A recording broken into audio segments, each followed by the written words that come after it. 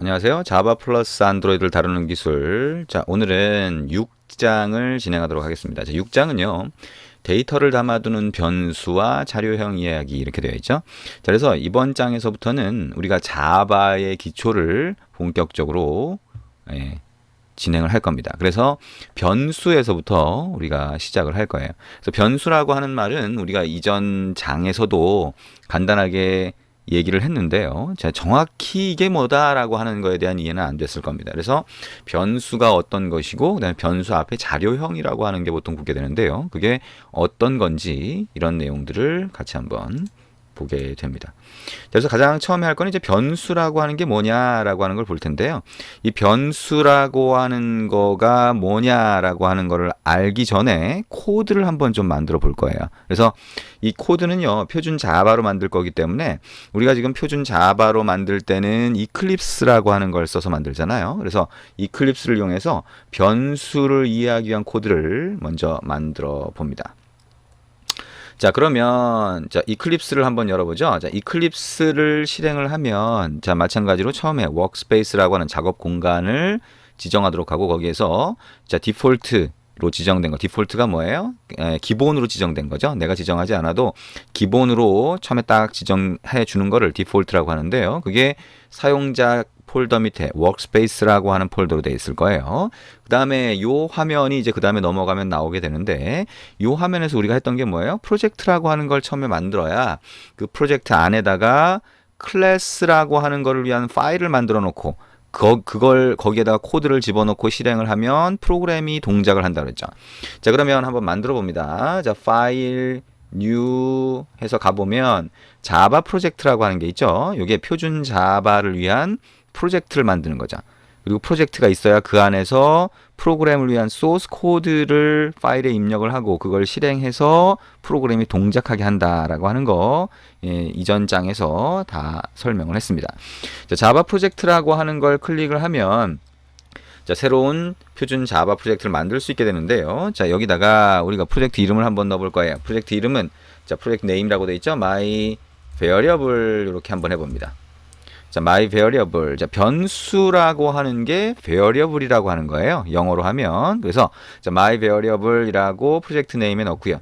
next 눌러봅니다. next 눌러보면 뭐 어쩌고 저쩌고 나오는데요. 잘 모르겠죠? 그냥 finish 눌러봅니다. 자, 그러면 my variable이라고 하는 왼쪽에 프로젝트라고 하는 영역에 자, my variable이라고 만들어졌죠? 자, 요거를 자, 트리를 열어서 보면 자, 표준 자바는 자동으로 만들어지는 코드가 그렇게 많지 않다고 했어요. 사실상 하나도 없죠. 예, 요거는 자, 라이브러리라고 하는 거, 우리 라이브러리라고 하는 거 뭔지 들었죠? 그러니까 다른 사람이 미리 만들어 놓은 거, 자, 자바를 쓰려고 할 때 기본적인 기능들을 미리 만들어 놓은 거를 쓰겠다라고 하는 설정만 돼 있는 거예요. 그리고 이 소스 밑에다가 여러분들이 다 만드셔야 됩니다. 소스 폴더 선택을 하고 오른쪽 마우스 버튼 눌러서 자, new라고 하고 이번엔 뭐예요? 클래스라고 하는 걸 선택을 하죠.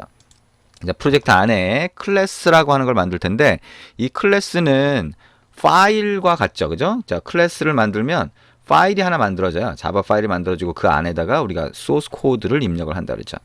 자, 그러면 name이라고 해서 클래스의 이름을 우리가 어떻게 할 거냐? var, 자, variable의 앞자만 쓴 겁니다. 그 다음에 자, 테스트 1로 한번 해볼게요. variable test 1이다 라고 해서 var test 1 V하고 T는 대문자로 했습니다.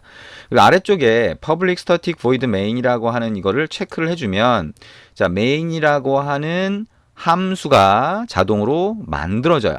자, main이라고 하는 함수를 위한 코드가 자동으로 만들어집니다. 그리고 표준 자바는 이 main이라고 하는 함수가 시작점이 된다 그랬어요. 그죠? 시작점이 돼서 자, 프로그램을 실행을 하면 이 main이라고 하는 함수 먼저 실행이 되는 거예요. 그죠? 자, 이걸 체크를 하고 finish 눌러봅니다. 자, 이렇게 설명을 할 때 이전에 했던 것도 하나하나 다시 설명을 하는 이유는 여러분들이 계속 반복을 하면서 머릿속에 자연스럽게 그걸 기억을 하도록 하기 위해서입니다. 자, variable test 1.java라고 하는 파일이 만들어졌어요. 자, 그럼 여기 있는 탭을 더블 클릭해서 자, 이렇게 전체 화면을 작업 공간으로 만들어 주시면 되겠네요. 자, 그럼 여기다가 이제 코드를 입력을 할 텐데요. 자, 코드는 자, 여기에 main이라고 하는 게 시작점이라고 했고요. 여기 안에 슬래시 두 개가 붙어 있고 색깔이 초록색으로 돼 있죠. 자, 요거는 설명글이에요. 실제 실행되는 게 아니라는 거죠. 근데 헷갈릴 수 있으니까 자, 요 부분을 전체 선택을 한 다음에 백스페이스 키 눌러서 삭제를 합니다.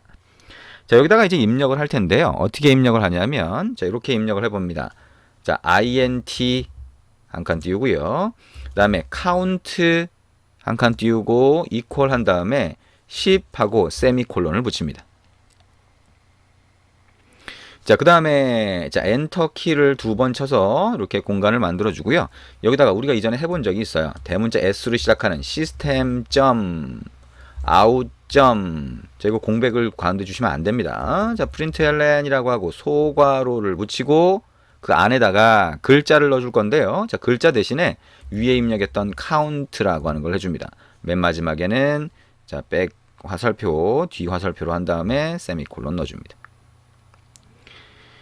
자, 이게 지금 뭐 하는 거예요? 자, 소괄호가 오고 세미콜론이 바로 왔으니까 println이라고 하는 남들이 만들어 놓은 함수를 실행하겠다는 거죠. 거기에 우리가 이전에는 큰 따옴표를 이용해서 글자를 넣어줬는데 이번에는 count라고 하는 걸 넣어줬어요. 이 count는 뭐냐?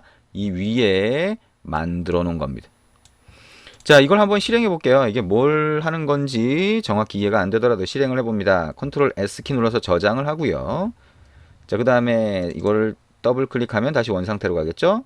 자, 여기에 variable test 1.java를 선택하고 오른쪽 마우스 버튼 눌러서 run as java application 이렇게 실행을 합니다. 자, 그러면 어떻게 돼요? 10이라고 하는 게 아래쪽에 콘솔에 출력이 됩니다.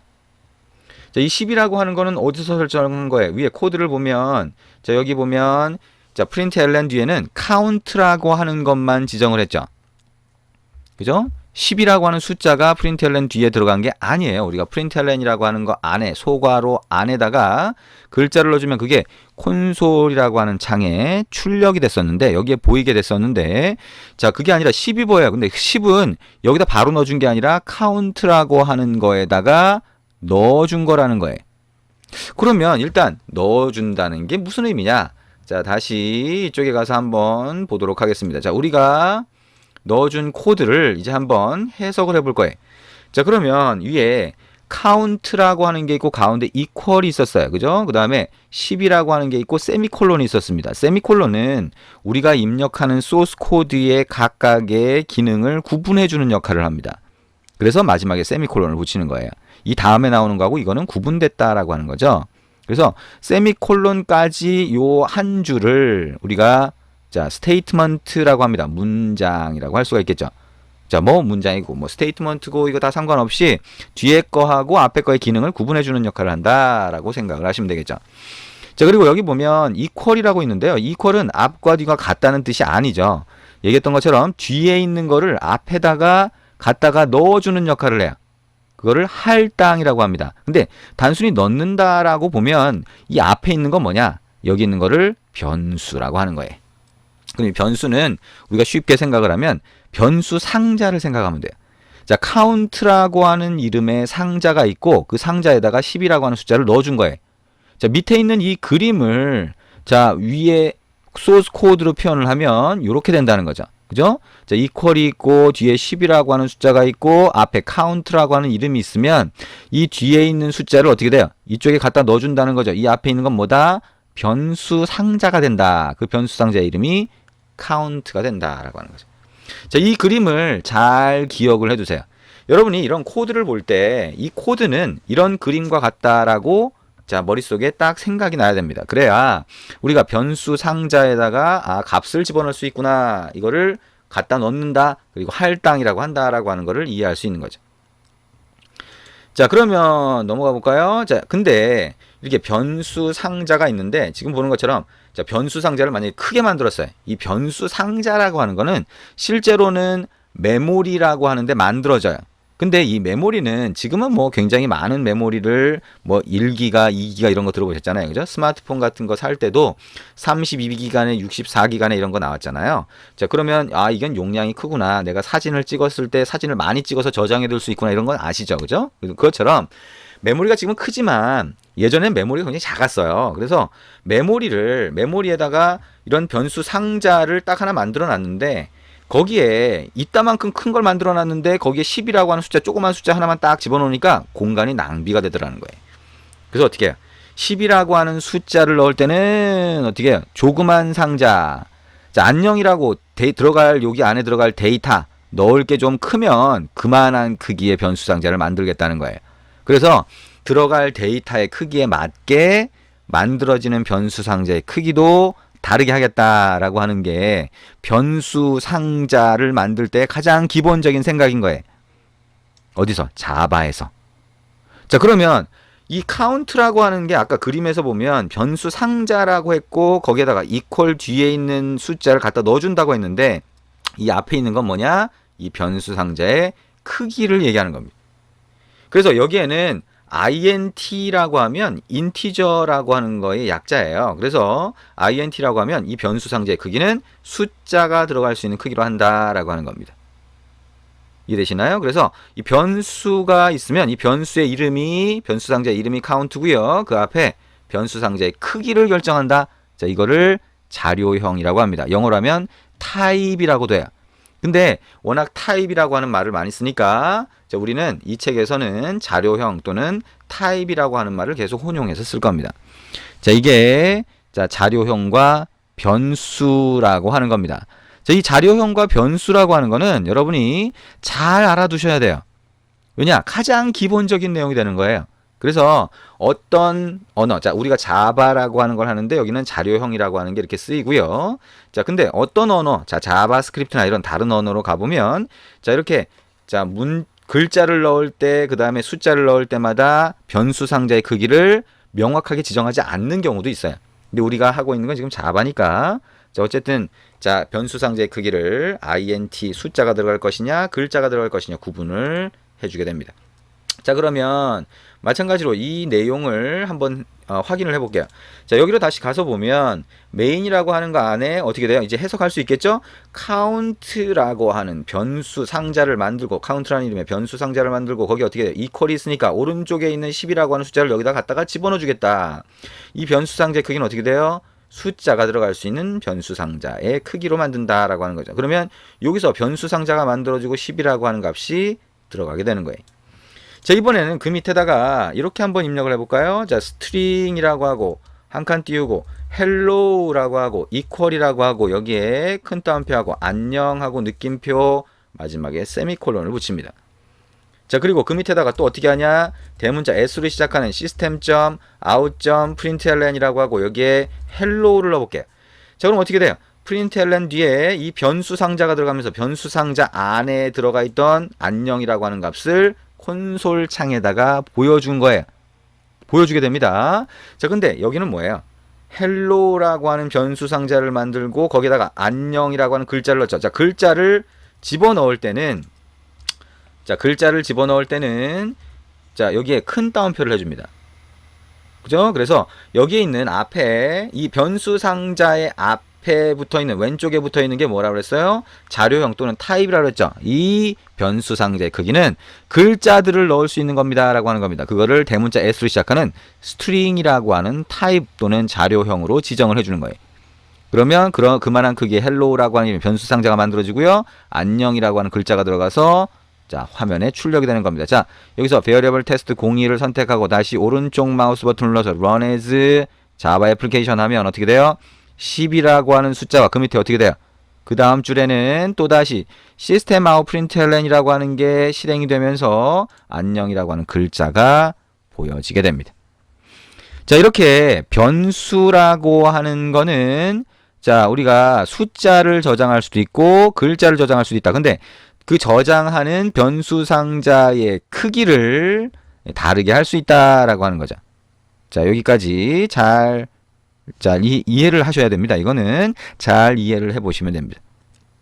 자, 근데 여기에 보면 count라고 하는 변수가 하나 만들어졌잖아요. 근데 이 count라고 하는 변수의 값을 이렇게 system하고 println이라고 하는 걸로 콘솔에 한번 뿌려봤고요. 자, 근데 이 count라고 하는 변수 상자가 있는데 자, 이거는 하고 오른쪽에 거를 다시 한번 할당을 해볼 겁니다. 갖다 넣어보겠다는 거죠. 근데 거기에 count라고 하는 변수 상자 이름을 또 넣고 플러스 10 그 다음에 세미콜론을 붙여봅니다.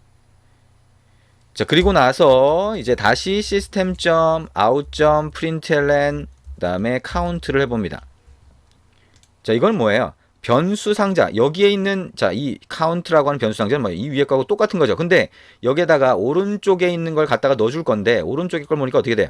count라고 하는 변수 상자가 또 나왔어요. 그러면 이 count는 이전에 변수 상자에 들어가 있던 10이라고 하는 값을 얘기하는 거예요. 그거에 플러스 더하기 10이라고 하는 숫자를 더해서 어떻게 돼요? 왼쪽에 똑같은 변수 상자에 다시 값을 넣어주겠다는 겁니다. 자, 이렇게 하고 다시 한번 실행을 해봅니다. 자, 다시 한번 실행을 해보면 자, 20이 만들어지죠. 아하, count라고 하는 게 변수 상자인데 자, 거기에다가 자, 이렇게 더해서 다시 집어넣어 줄 수도 있구나. 뭐예요? 하나의 변수 상자를 만들면 그 변수 상자의 variable, 변수라고 하는 말이 뭐예요? 수가 바뀔 수 있다. 그 안에 들어가는 데이터가 바뀔 수 있다는 의미예요. 그래서 이 변수 상자에는 값이 바뀌어서 이렇게 들어갈 수가 있습니다. 그 안에 있는 값은 언제든 바뀔 수 있다는 거죠. 그래서 상자로서 역할을 한다라고 보시면 됩니다. 자, 그러면 자, 이렇게 해서 변수 상자 안에 들어가는 값이 바뀔 수도 있다라고 하는 것까지 봤고요. 자, 그러면 이 변수라고 하는 거 아까 우리가 본 것처럼 int 그 다음에 한 칸 띄우고 count 그 다음에 equal 한 다음에 10을 넣어줬는데 10을 넣지 않을 수도 있어요. 그러니까 이 count라고 하는 변수 상자를 int 크기로 만드는데 값을 안 넣어둘 수도 있다는 거죠. 그러면 비어있는 변수 상자가 됩니다. 그리고 그 비어있는 변수 상자에 언제라도 equal을 이용해서 값을 넣어줄 수 있는 거죠. 자, 그래서 이렇게 미리 변수 상자를 만들어 놨다면 그냥 변수 상자의 이름 그 다음에 equal 뒤에 숫자 이렇게 하면 뒤에 있는 숫자가 그 변수 상자에 들어가게 돼요. 그리고 우리가 이전에 해본 것처럼 변수 상자를 만들면서 넣을 수도 있습니다. 자, 이렇게 변수 상자는 미리 만들어 두고 그 다음에 값을 넣을 수도 있고요. 그 다음에 값이 들어간 상태에서 다시 또 다른 값을 넣을 수도 있다. 그리고 그게 아니라 변수 상자를 만들면서 바로 넣을 수도 있다. 이거를 변수를 선언하면서 할당한다라고 합니다. 그리고 이거를 초기화라고도 불러요. 자, 말이 좀 어렵죠? 근데 어쨌든 이해를 하는 게 중요해요. 이 말 자체가 중요한 건 아니고요. 변수 상자를 만드는데 그 크기를 int 크기로 하는데 그 변수 상자에 10이라고 하는 숫자를 처음부터 넣어주겠다라고 하는 겁니다. 자, 변수라고 하는 게 좀 이해가 됐나요? 그리고 자료형 또는 타입이라고 하는 게 변수 상자의 크기를 결정하는 것이다 라고 하는 거, 자, 잘 이해하시기 바랍니다.